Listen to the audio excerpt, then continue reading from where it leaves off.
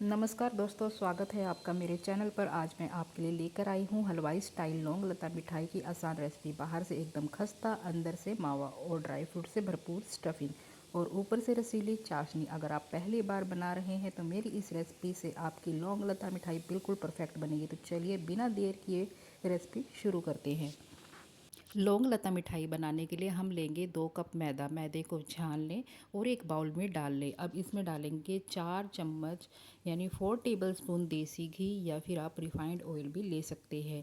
घी को मैदे के साथ अच्छे से मिक्स करें और इसे हाथ में बाइंड करके देखें। अगर ये मुट्ठी में बाइंड हो रहा है तो समझिए मेयोन अच्छे से आया। अगर नहीं आ रहा तो आप थोड़ा घी और ऐड कर सकते हैं। इसके बाद थोड़ा थोड़ा पानी डालकर सेमी सॉफ्ट आटा लगाइए। आटा ना तो बहुत ज़्यादा सख्त होना चाहिए, ना ही बहुत ज़्यादा नरम। आटे को मसलते हुए गूंद लें और इसे जब ये अच्छे से गूंद जाए यानी कि नरम आटा लग जाए, इसे ढककर 6-7 मिनट के लिए साइड में रख दें। तो यहाँ पर देखिए लौंग लता मिठाई के लिए डो तैयार हो गया है। अब हम स्टफिंग के लिए मावा रेडी करेंगे। तो यहाँ पर स्टफिंग के लिए मैंने लिया है 250 ग्राम खोया।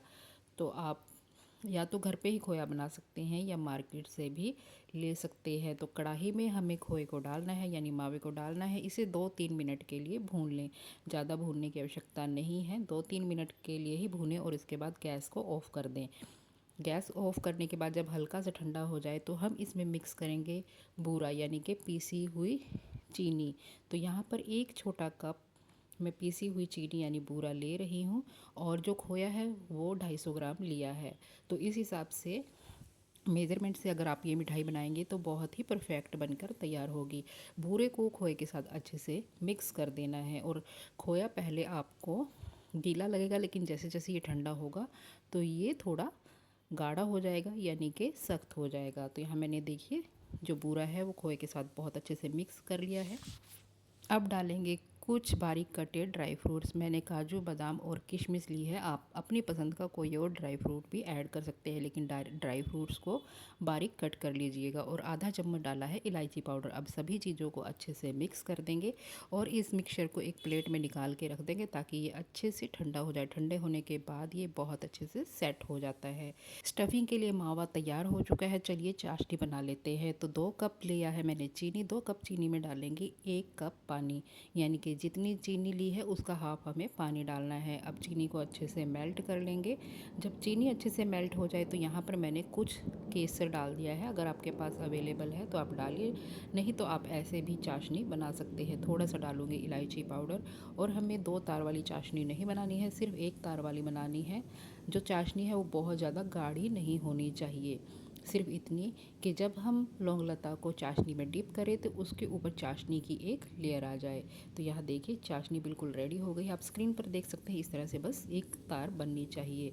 तो अब चलिए लौंग लता बनाना शुरू करते हैं। जो हमने लौंग लता के लिए आटा लगाया है वो भी बहुत अच्छे से सेट हो गया है, यानी कि बढ़िया से ये नरम हो चुका है। लेकिन ध्यान रहे आटा आपको पहले ही बहुत ज़्यादा सॉफ्ट नहीं लगाना है और ना ही सख्त। तो इसमें से हम छोटी छोटी लोइयाँ तोड़ लेंगे यानी कि पूरी के साइज़ की। तो यहाँ 8 से 10 लोइयाँ बनकर रेडी हो गई हैं। जितनी मैंने सामग्री के लिए मात्रा बताई है उसमें 8 से 10 पीस जो है लौंग लता के बनकर तैयार हो गए थे। तो यहाँ पर छोटी छोटी लोइयाँ तोड़ ली हैं और जो हमने स्टफिंग के लिए मावा रेडी किया है वो भी ठंडा हो चुका है। ये देखिए इस तरह से बिल्कुल ये सख्त हो गया है, मतलब अच्छे से बाइंड हो रहा है।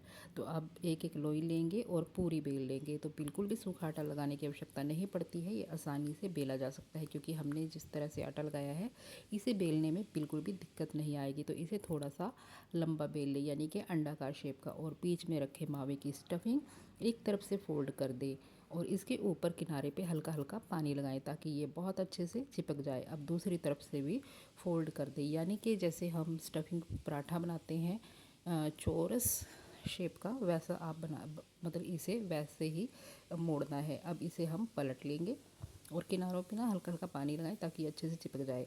अब दूसरी तरफ से पहले एक सिरा फोल्ड करेंगे, फिर दूसरा सिरा फोल्ड करेंगे, उसके बाद इसके ऊपर लौंग लगा देंगे। इसीलिए इस मिठाई को लौंग लता मिठाई बोला जाता है। इस तरह से सारे पीस हमें रेडी कर लेने हैं। तो ये देखिए सारे पीस रेडी हो गए हैं, कितने सुंदर लग रहे हैं।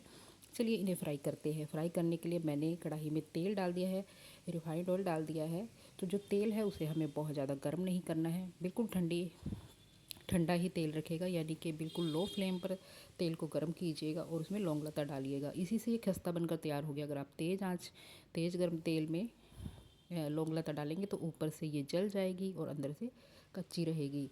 तो देखिए धीरे धीरे तेल में बबल्स आने शुरू हो गए हैं। लौंग लता जो है वो अच्छे से फ्राई होनी शुरू हो गई है। हमें लौंग लता को उतना ही फ्राई करना है जैसे हम कचौरी या समोसा बनाते हैं, फ्राई करते हैं, सेम ऐसा कलर आना चाहिए। और जैसे ही लौंग लता फ्राई हो जाए इसे चाशनी में डालें। चाशनी में इसे सिर्फ 10-15 सेकंड के लिए ही रखें और बाहर निकाल दें। और चाशनी जो है वो बहुत ज़्यादा गर्म नहीं होनी चाहिए, बस गुनगुनी होनी चाहिए। चाशनी में ज़्यादा देर ना रखें, नहीं तो लौंग लता जो मिठाई है वो बहुत ज़्यादा सॉफ्ट हो जाएगी। बस ऊपर जो है चाशनी की लेयर आ जानी चाहिए। तो ध्यान रहे सिर्फ 10-15 सेकंड के लिए ही रखें। अच्छे से चाशनी में डिप करें और इसे अलग बर्तन में निकाल दें। इस तरह से ये बहुत ही स्वादिष्ट लौंग लता मिठाई बनकर तैयार है। अब जब भी मीठा खाने का मन करे या कोई फेस्टिवल हो तो एक बार इस मिठाई को ज़रूर ट्राई कीजिएगा। सच में बहुत ही स्वादिष्ट लगती है, बच्चों को भी पसंद आएगी, बड़ों को भी पसंद आएगी।